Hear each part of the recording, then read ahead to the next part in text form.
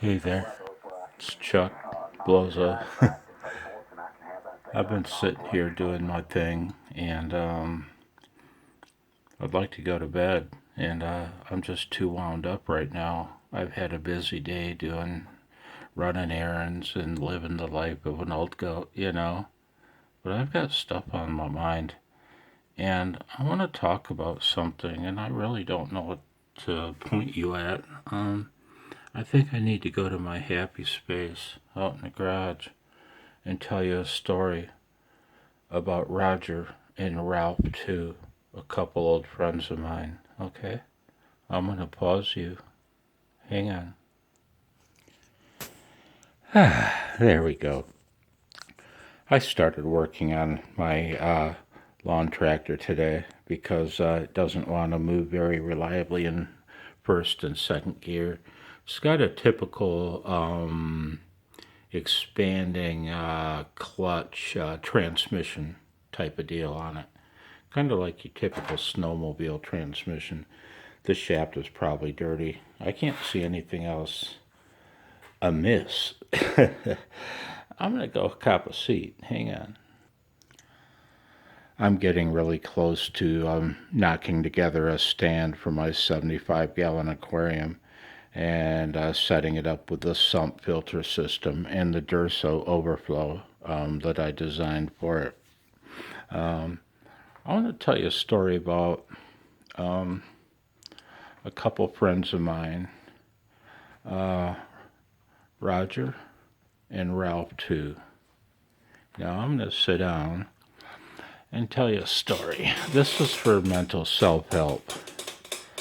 I have nobody to tell this to, so my solution is to tell it to everybody and nobody.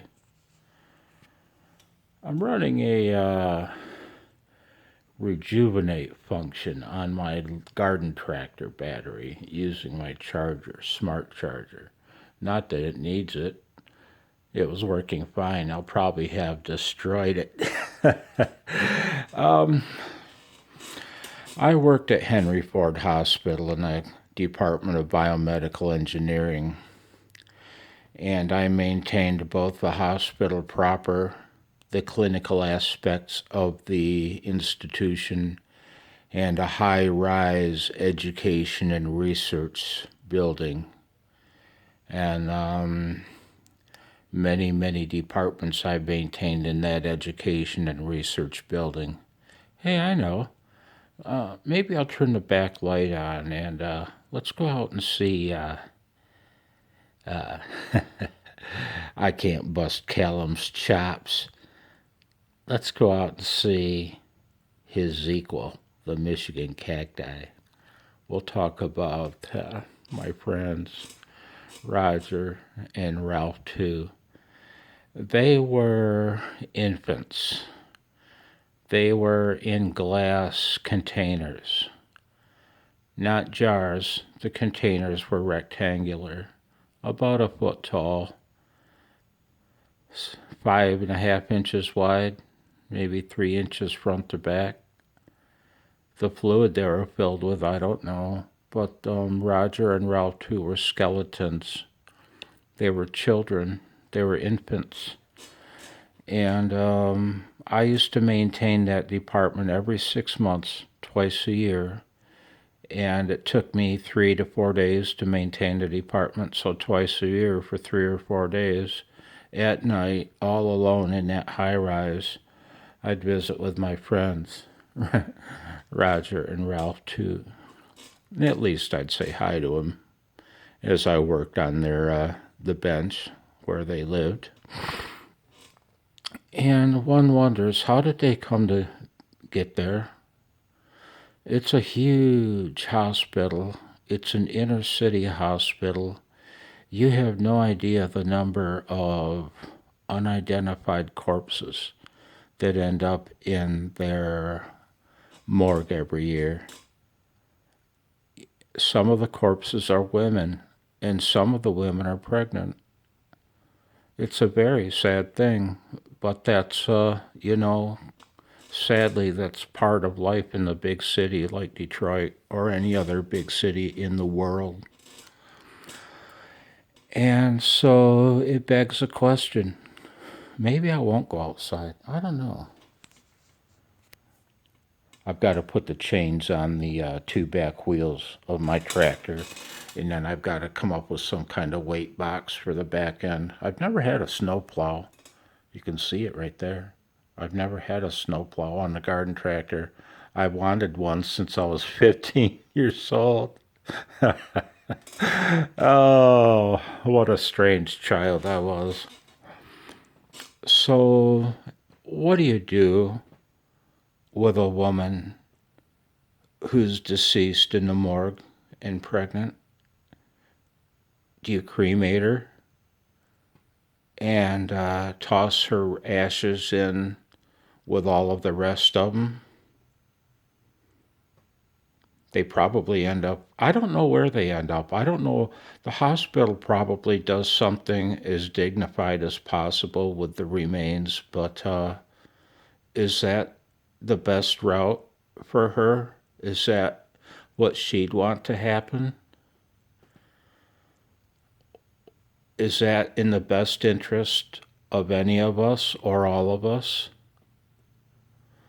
Or is it maybe better?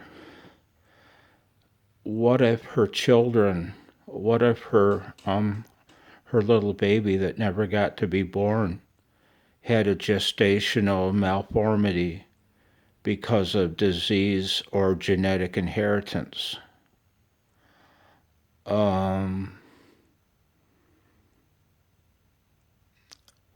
It begs the question, what should happen to Roger and Ralph too? Should their ashes get tossed in with all the rest and given as dignified a burial as possible, given the circumstances? Or should they go on to educate and help humanity for generations to come? I'm not suggesting that's the best or proper route. You, you, you know, I struggle with some of the things, and this isn't one of the things. Well, I guess it is. We're talking about it, aren't we? But this this isn't some of the more gruesome or macabre stuff, or really seriously ethical stuff I was exposed to. Not ethical stuff, but ethically questionable stuff that I was exposed to. And yet, tonight, on the 1st of December, Roger and Ralph too, they're still with me.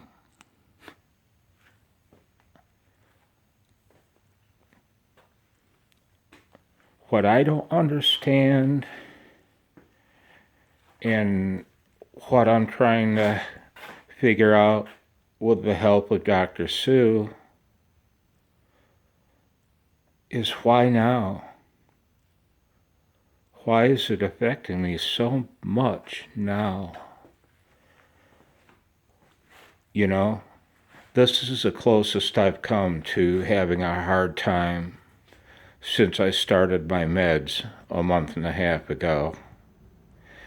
And this is how I'm dealing with it, at least this little story. And stupid transmission. Oh my God, I blew up my channel again. A Minnesota Twinset with an attached LED headlight. So anyway, this is a story. Is it a different story? Yeah, maybe. I'm sure most of you have much scarier or stranger stories. That's. Oh, come on, man, Mother Nature. Give me some snow. Come on, Mother Nature. Give me some snow. I don't expect anybody to watch this dribble or listen to it. There's nothing to really watch. And if you listen to it, I, I applaud you. And I thank you. Like I said, this is posted for my own benefit. A bit of self-help from the struggling mind of Blozo. I better get that out of there, man. Check it out.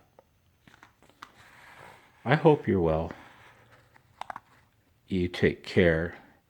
Go outside. Have some fun. Take off the mask and have some fun in the great outdoors. 73.